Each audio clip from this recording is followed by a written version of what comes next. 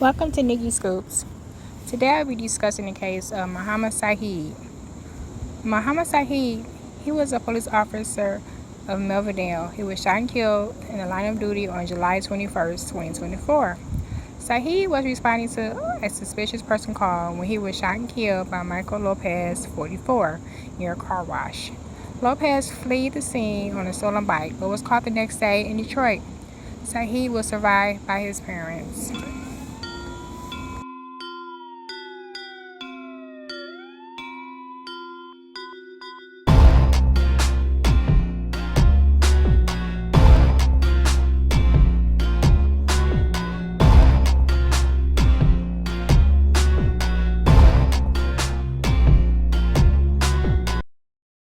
This is the location where Mohamed Said had lost his life, Dix and Oakwood Boulevard in Melvindale, Michigan. Not only did he just get out of prison June 22nd, 2024, less than 30 days, he would be in another situation to where he will be facing life in prison for the fatal shooting of Corporal Officer Mohamed Said.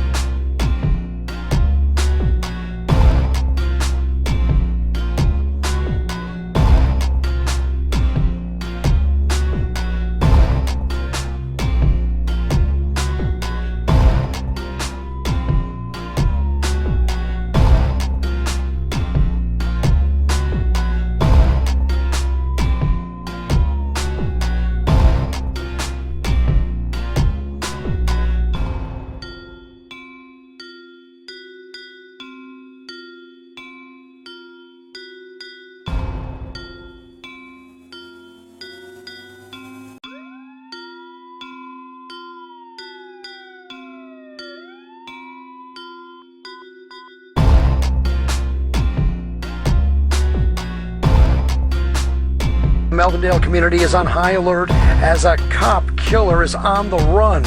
44-year-old Micheal Lopez, he is suspected of shooting Officer Mohamed Said Sunday afternoon here in Melvindale. It was near a car wash, and then he ran through the neighborhood, the suspect throwing his gun in a gutter, according to neighbors, and then escaping about 2 blocks away from the car wash. That's where he threw the gun. Still, crime scene tape up in this neighborhood where that suspect ran through. Now, there is a $20,000 reward, but again, the police are warning if you see this suspect, Micheal Lopez, he is likely still armed and dangerous.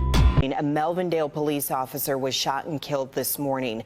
In the past 90 minutes, we learned that Officer Mohamed Said was the one killed. The shooting happened in the area of Oakwood Boulevard and Dix Road. Victor William has been working on this scene all afternoon to learn more. Victor, police have also identified the person they say opened fire. What more can you tell us about this? Yeah, that's right, and that suspect is still on the loose, Pam. We know that officers have been right here on the ground searching for him. We also saw helicopters up in the sky along with the drone, but we know at some point around that car wash that somehow, some way, the suspect was able to shoot the officer in the head and then take off on a green mountain bike. I feel so terrible for a brother police officer to go down the way that went down. It's horrible. Several Metro Detroit police departments are mourning the death of Melvindale officer Mohamed Said, who was killed near Claran Street and Oakwood Boulevard around noon Sunday. And they surrounded everything real quick. Said a police officer just got shot and killed. That's why it's crazy like this with all the cops. The circumstances behind the shooting are unclear at this time. All we know is that state police are now looking for 44-year-old Micheal Lopez in connection to the crime. Officers from multiple police departments assisting in the investigation, including Dearborn, Lincoln Park, Southgate, and Michigan State Police. All this while nearby residents looked on in sadness, some surprised that this happened in Melvindale of all places. Melvindale was only 3.5 miles, like 3.5 miles long, big. That's like the smallest city in this tri-state Detroit area. You know, and there's been a lot of shootings and killings in Melvindale now. They just shot a guy over here by the freeway on 75 and Dix, I believe. That was just a few days ago. and now a cop gets shot here. I lived in Southwest Detroit for 54 years. I ain't never seen so much action in such a little city. Now, we're told Lopez was just released from prison on June the 22nd and is considered to be armed and highly dangerous. So if anyone out there sees him, you're not supposed to approach him. Instead, just call 911. In Melvindale, Victor Williams, Local 4. And our condolences, of course, going out to Officer Said's family and the Melvindale Police Department. Later, love a little deeper because tomorrow is not promised. Also, I want to tell the chief that my brother was proud of you. Literally a week or a week and a half before he got killed, he posted on Facebook that he's really proud of you, and for sure everybody's proud of you with whatever you guys are doing.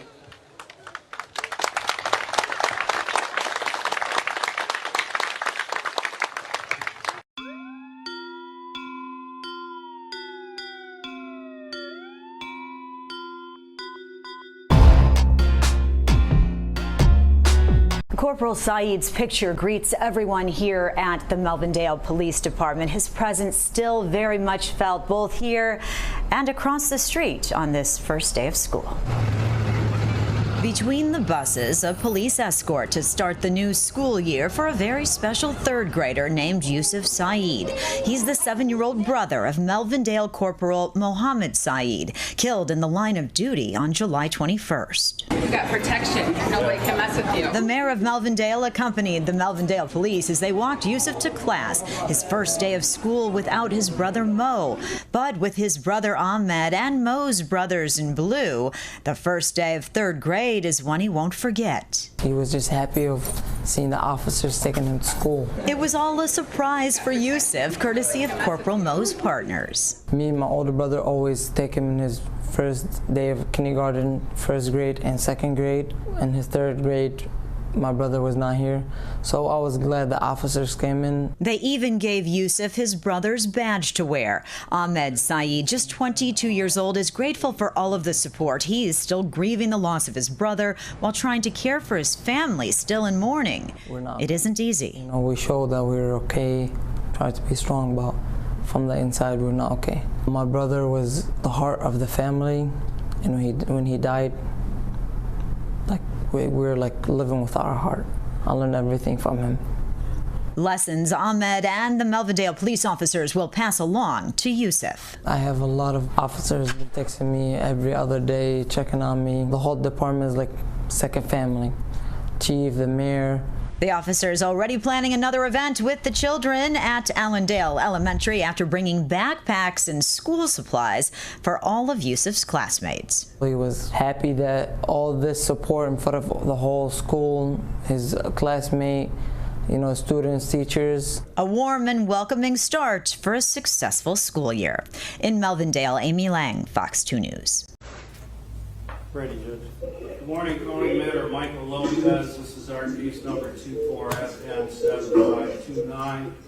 The court earlier swore out a 12-count complaint against Mr. Lopez from the testimony of the detective in charge.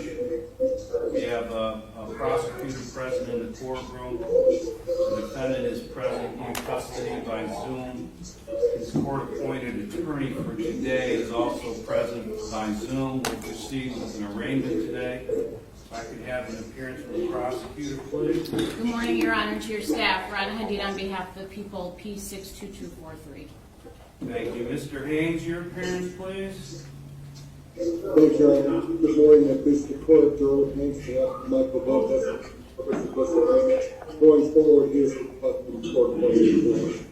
I've already signed the court-appointed attorney paperwork. After today's arraignment, the county will assign an attorney for the next proceedings. Mr. Lopez, please state your name. Can we cut down on some background noise? I think that's in the jail. Sorry about that, sir. Yeah, whatever you got there, close the doors if we could proceed with this. I'm prepared to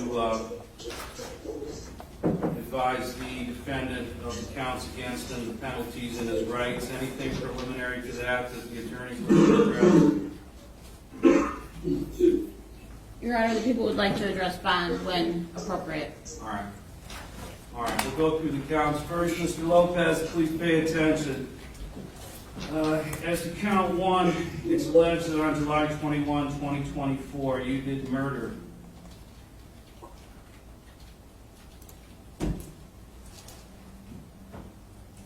Mohamed Said, peace officer who was lawfully engaged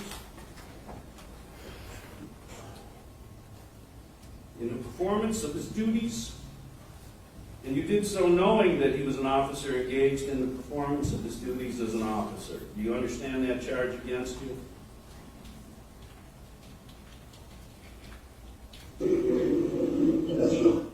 No. Do you understand you're being charged with murder of a peace officer? Yes. The penalty is life without parole. Do you understand the penalty? Yes. It's alleged that on that date in the city of Melvindale, you were in possession of a firearm and you were ineligible to possess such a firearm because you had a felony record. Do you understand that charge? Yes. That's typically a 5-year felony. You are being prosecuted as an habitual offender, and the possible punishment is enhanced to 15 years in prison. Do you understand that possible penalty? Yes. Count 3, it's alleged you possess ammunition on that date and location when prohibited. Do you understand that charge? Yes. It's also a 5-year felony enhanced to 15 years in prison because of your record. Do you understand that? Yes. Count 4, you're charged with carrying a concealed weapon on that date and location. Do you understand that charge? Yes. That's also a 5-year felony enhanced to 15 years because of your record. You do understand that? Yes. Count 5, you're charged with knowingly or intentionally possessing methamphetamine. Do you understand that charge? I guess, yes. They allegedly found it in your bag, which included items of identification. You do understand that charge? And the drugs were field tested. Do you understand that charge? Yes. That's a 10-year felony enhanced to life in prison because of your record. Do you understand the penalty? Yes. Count 6, you're charged with possession of cocaine. Do you understand that charge? Yes. That's a 4-year felony enhanced to 15 years in prison because of your record. Do you understand that penalty? Yes. Count 7, you're charged with possession of a dangerous weapon being carried with unlawful intent. That has to do with a knife that was found on your person at the time of your arrest. Do you understand that charge? Yes. That's a 5-year felony enhanced to 15 years because of your record. Do you understand that penalty? Yes. And Mr. Haynes and Mr. Lopez, counts 8 through 12 are felony firearm charges that go along with these other charges. These are 2-year felonies enhanced to 15 years in prison. Do you understand that, Mr. Lopez? Yes. You have the right to remain silent. Anything you say orally or in writing can be used against you in court. You have a right to an attorney for this proceeding. You've been assigned an attorney through this court. For your next proceedings, you'll be assigned an attorney through the county. In the district court, you have rights to 2 hearings called a probable cause conference and a preliminary exam. A probable cause conference is a hearing where your attorney can meet with the prosecutor to discuss issues in the case moving forward. A preliminary exam is a hearing where the prosecutor would have the burden of establishing by a probable cause standard that a crime was committed and that you committed the crime. You generally have the right to have that hearing conducted within 21 days from today. However, those dates may be changing. I'll go on the record on that a little further. We are going to set a PCC date of August 12 at 9 o'clock. Do you understand all those rights, Mr. Lopez? Yes. All right. Let me hear from the prosecutor as the bond, please. Thank you, Your Honor. While the court indicated the charges that the defendant is facing, the highest being murder of a police officer, given that charge, MCR 6.106 indicates in part that remand is appropriate when someone is charged with that offense. But in addition to that, committing 2 prior violent offenses within the last 15 years also suffices for remand. The defendant has prior convictions for carjacking, resisting and obstructing a police officer causing injury, and resisting and obstructing a police officer as well. 2 of the priors that I indicated occurred in 2012. Arising out of that incident, he was also charged with disarming a police officer, fleeing and eluding third. In addition to that, in Taylor District Court, he was charged with carjacking in 2012. He was not convicted of those offenses, but those arise out of those incidences. In 2023, in Oakland County Circuit Court, he was convicted of resisting and obstructing a police officer as well. He has several prior police contacts. He went to prison for the carjacking offense, was released about 2 years ago. When he was placed on parole, he absconded parole, violated parole, did not comply with any of the requirements. He was suspected of a criminal sexual conduct case arising also out of Oakland County. He was ultimately discharged from parole after he served his sentence with regards to the resisting and obstructing in Oakland County, and that discharge occurred about a month ago from parole.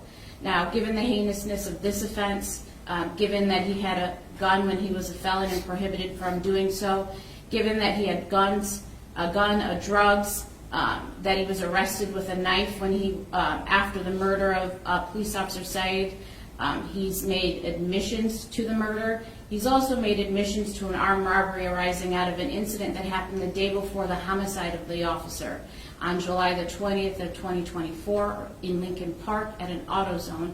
He was charged with that offense, was arraigned on that offense this morning as well.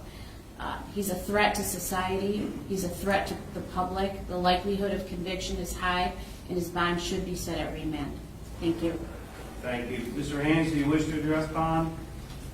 Your Honor, I think the point's academic, whether there's remand or whether there's a high cash bond. Mr. Lopez is not going to make bond. So we just wanted an expedient proceeding, and the pre-exempt conference date of August 12th is acceptable. So we have no other comment. All right. The Eighth Amendment would indicate that no excessive bail is allowed. However, in the course of our history, it's been determined that in some cases no bail should be allowed, as the prosecutor points to Michigan Court Rule 6.106 specifically addresses situations like this. My 20 years on the bench, I haven't seen a case that was more deserving of no bond, so the defendant is remanded without bond. Moving forward, this court is going to disqualify itself from this case. I thought it was important to handle the case today. The defendants have certain speedy trial rights. The nature of the proceedings today, I think, allow me to proceed today both in swearing out the complaint, handling the arraignment, and setting bond. But both Judge Courtwright and I are going to disqualify ourselves. We have the paperwork ready to go. We're going to submit it to the state today. We should know by Monday or Tuesday which court this will be going to and which when the next dates will be set. The defendant generally has a right to have that exam within 21 days. I'm making a finding of good cause at this time that 21-day rule may need to be exceeded because of the complications in this case, and both sending it to the state and all the discovery materials that need to be shared with the defendant's attorney.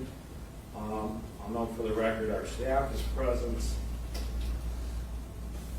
We had a moment of silence the other day for Corporal Said. We consider him part of the court family. We'll all be going to services today, and we're rearranging our schedule for tomorrow, so we have a skeleton crew here to handle court operations, but we'll be attending services tomorrow. With all that, it's not appropriate that we continue to handle this case. I've asked the media, I know there's a lot of public concern, I'd ask the public.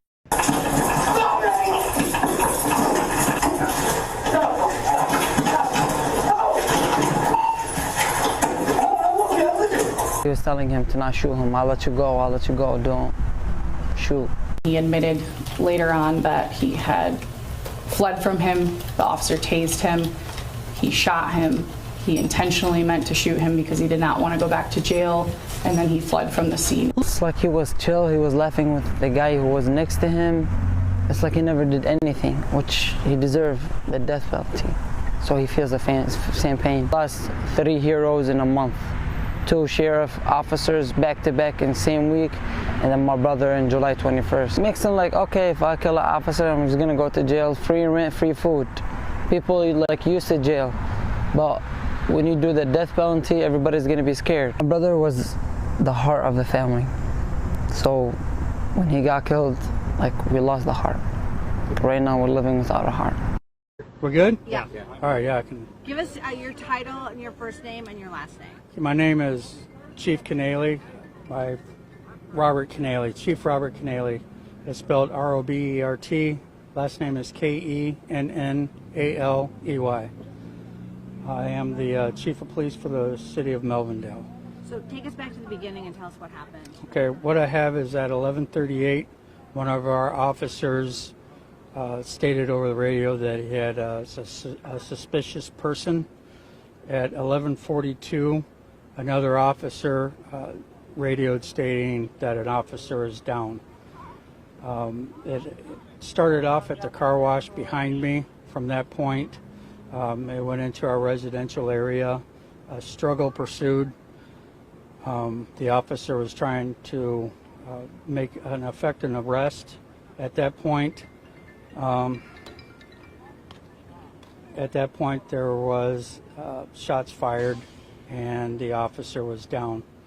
We are actively looking for this suspect. His name is Micheal Lopez.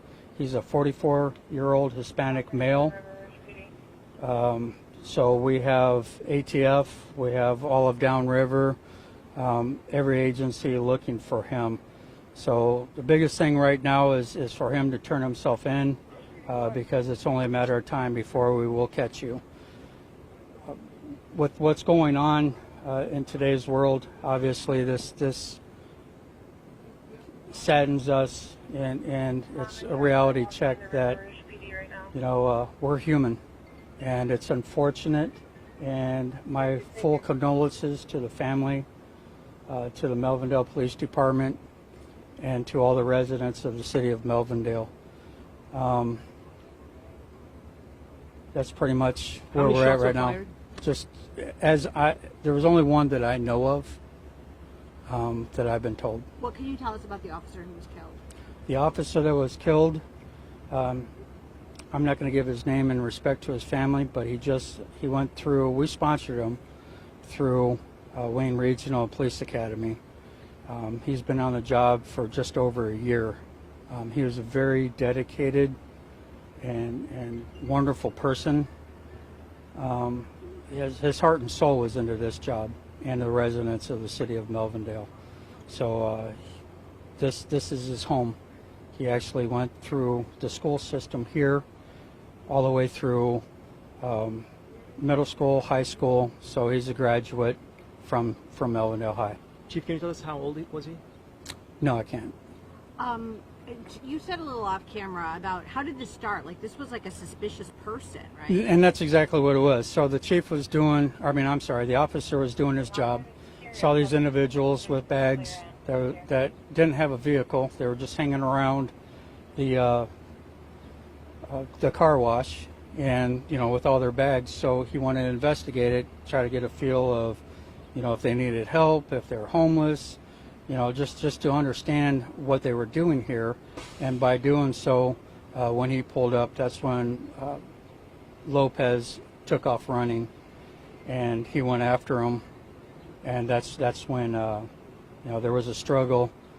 The officer, from my understanding, had taken out his taser and was trying to tase him during the struggle and the fight. but Lopez ended up murdering our officer today. Can you talk about the other person that Lopez was with? It was just a friend that was with him. They had stayed at one of our hotels, and so they were, I guess, they checked out and they were on their way someplace else. So she's being detained and questioned to find out exactly what she knows, if any history on him. So again, at this time, it's one of those things to where, it's very hard situation to where, again, my heart bleeds for the family, my heart bleeds for my officers, or the officers, and my heart bleeds for this community.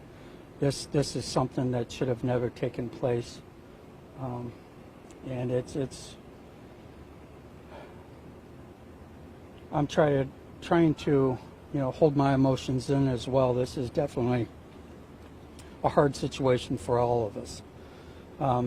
But I truly believe that we are going to catch this guy. With all the agencies and the support that I'm receiving, I know we're going to catch him. It's just a matter of time. So that's where, the best thing for him to do is to turn himself in. Friends and family, you know the name. I just gave you the name. So you know where he's at. The best thing to do is call us, so then we could do our job and justice can be served. If you do have any information, you can contact Melvindale Police Department at 313-429-1070. And, either that or you can contact Airborne Dispatch and give the information to them. If you do see this individual, do not try to stop him. Do not try to detain him. The best thing to do is call 911 and tell us where he's at. If you go to Melvindale Police Department web page, it's on our Facebook. We do have the exact same information that I'm giving out, along with pictures of this suspect. So any help would be greatly appreciated at this time. And one last question about Lopez. I mean, did he have prior warrants? I mean, does he have a criminal record? What's his background? To my knowledge, he does have an extensive background. I'm not sure if he was on parole at this time or what it was, but he does have a criminal history for assault, for the exact same thing that took place with B&Es, and now he's got homicide on his jacket. Chief, struggle. Chief, have you expanded the perimeter? Because when we got here, it was concentrated. Now it feels like it's expanded. Can you tell us a little bit about that? Sure. It was concentrated here because we had some good intel that he was still in the area. So ATF agents and Detroit Major Task Force Unit were out and about going through each neighbor backyards to see if we can locate this individual. Once we found out that he was no longer in the area, that's where we're broadening our scope of looking for this individual. So you believe he's still in Metro Detroit? He's definitely still in Metro Detroit. So again, he's on foot. So unless someone called and picked him up, he's somewhere in Metro Detroit. Where did the struggle happen? Did it happen in the lot here of the car wash, or did it happen in a neighborhood? No, it happened in a residential backyard. So when the officer approached them to find out what they were doing, that's when Lopez took off running. They went across the street and went into a resident's backyard, and that's where the struggle took place. So the fence over there is pretty good size. So, the officer was able to grab onto him and bring them back, and then at that point, that's where the struggle ensued. Chief, one last question though. We still see a heavy police presence over here, rightly so because of the crime scene. Could you talk to us right now in terms of what's happening here at the moment? Right now, everybody's all the agency heads are putting everything together, and we are getting a good strategy of what our next steps will be. And where we go from here as far as doing everything that we can within our power to find this individual and put him behind bars. Has the weapon been retrieved?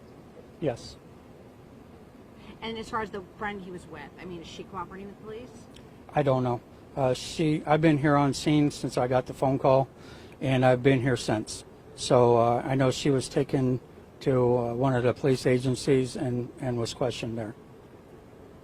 Sir, this has been like the third fatal police shooting in Metro Detroit in less than the last month. That's unprecedented. Or put it this way, it's been a long time since that's happened. Yeah, in the city of Melvindale, we haven't. I can't even remember the last time that we had an officer that passed away doing their job. So it's a first here, and it's again, these are officers that have families. These are officers who want to go home at night. These officers are here to protect and serve. And here you got a young officer that has just over a year that has been murdered by someone that shouldn't be on the streets, obviously. He's a danger to society, and now we have an officer down. He didn't work at any other department for this, right? No. Again, we sponsored him through the police academy, and he was working with us, so we're the only department that he worked with. He's fresh out of the academy. That this is somebody, this is an officer who had his heart and soul. This is an officer who put his heart and soul into this job and this community. And it's outrageous that something like this took place. And again, my full-hearted condolences to the family. My goal is to make sure, and everybody that's working here today, our goal is to make sure that we get this guy behind bars to where he's not a threat to society or any other officer. Thank you so much. Thank you. I appreciate it. Yep. And you guys will give us updates? I mean, Yeah, I'll give you obviously updates as we catch get it. him, If we catch him, most definitely, I'll put that out as well. You guys, how long do you think you're going to be after the night? So as long as it takes, until we catch this guy, and that's what it comes down to. We might not. It might end here, but it's not going to end. The chief put it out on his Facebook page too, so there are pictures of him and his last known appearance. So on a bike, no shirt, no pants. We have like basketball shorts, so that should be out there. So